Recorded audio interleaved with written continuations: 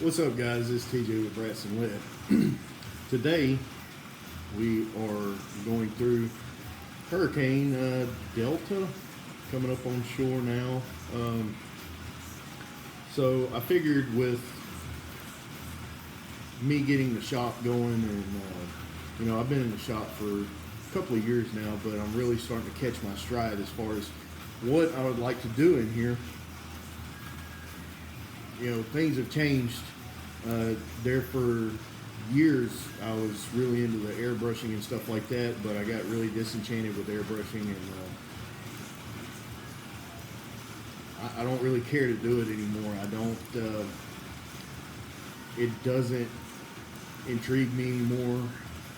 And that kind of sucks because I dedicated so much time and practice and investigating how to do things and studying from the masters, and I guess I hit a point where maybe I burned myself out, and that's probably more like it.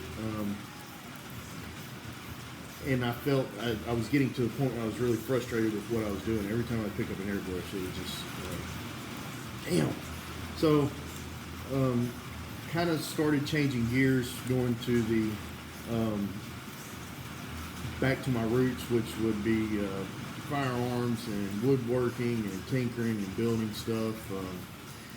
So I wanted to make a video, or start making videos again, because with everything going on with Corona and just 2020 in general, everybody knows, and I've said it in previous videos, that ammunition is so scarce. So therefore, I would be doing other things in light of expending ammunition, for practice whenever I could, do dry fire practice, dry fire training. So I wanted to record some of my projects and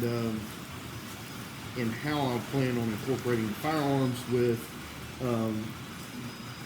creating and building and tinkering and whatnot, and doing various things. So today, what I want to do is I'm going to build a friend of mine a shooting stick for hunting out of this blind that he's going to be hunting out of, and it's kind of soft, so you can't just prop the rifle up on the window. So what we're going to do is we're going to build a shooting stick that he can. And this firearm is totally inert. There is no action in it. So I need to get some parts for it, but this gun is completely inert. And so basically it's going to have a Y up here at the top to rest, and we're going to try and make it adjustable up and down from his seated position to be able to shoot.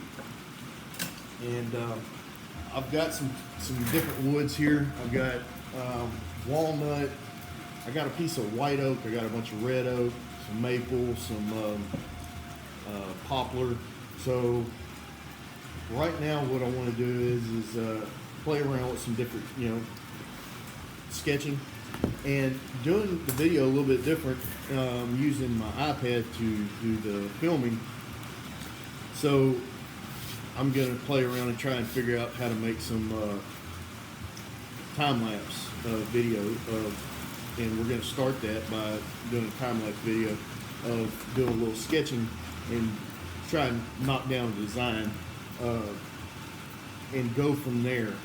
I usually use my iPad with the drawing program or sketchpad program that's on there, but since I'm using it to film, we'll be doing it old school like I have been here in the shop, so I don't get my iPad too jacked up with dust and wood shavings.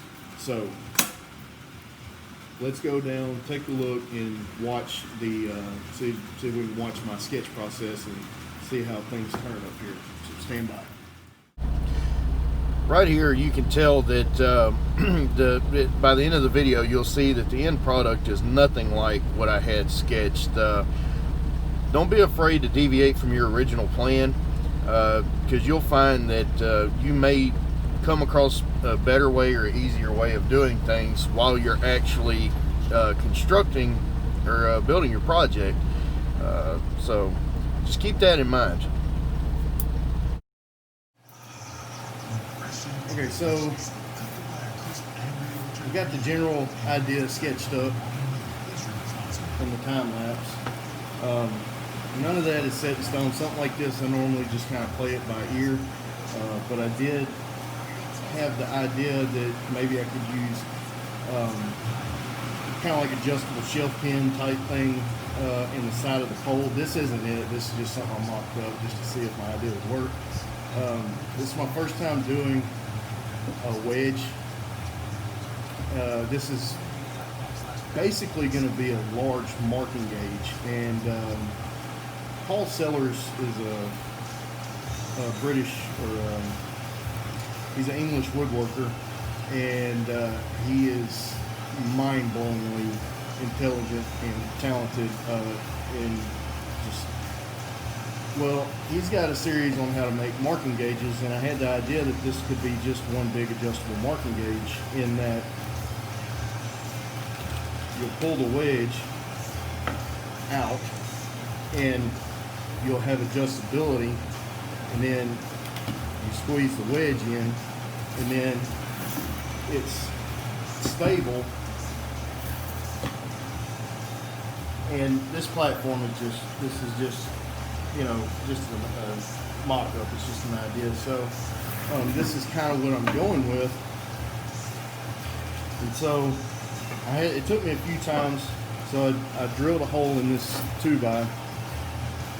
But first I drilled for the wedge first, and then I put this piece of doweling in there to kind of give me something to back up against. And there's a specific way that you do this, and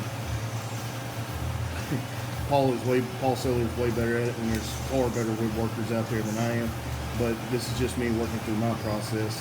But left it in there, left the wedge in there, and then I bored for the staff, and I made a mark, because I went all the way through the wedge with this bit, and then that kind of gave me the idea of how much taper I need. I just kind of scratched it out and whittled it with a knife. The final product would be a lot cleaner. What that does is, see if you can see it, it goes in and there's nothing touching, and then after it keeps going in, it starts closing off and grabbing the staff that's in there. So that's kind of what I'm going to try and do. I just ripped a piece of oak, red oak, for the staff. I am a little worried.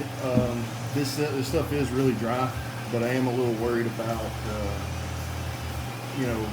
expanding, the moisture and humidity and whatnot. But I think that I'm gonna have my bore, my hole in my platform just a little bit bigger to account for the wood swelling, and it's gonna have a nice finish on it, so it'll be able to slide up and down for the individual shooter.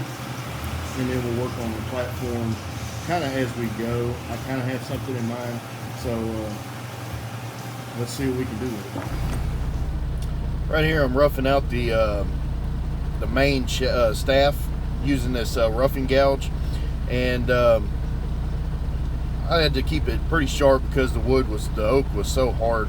But another thing that I fought with is my tool rest is cast, and so you see me here with a file cleaning it up, because I would be sliding along with the tool and it would just catch in those dings.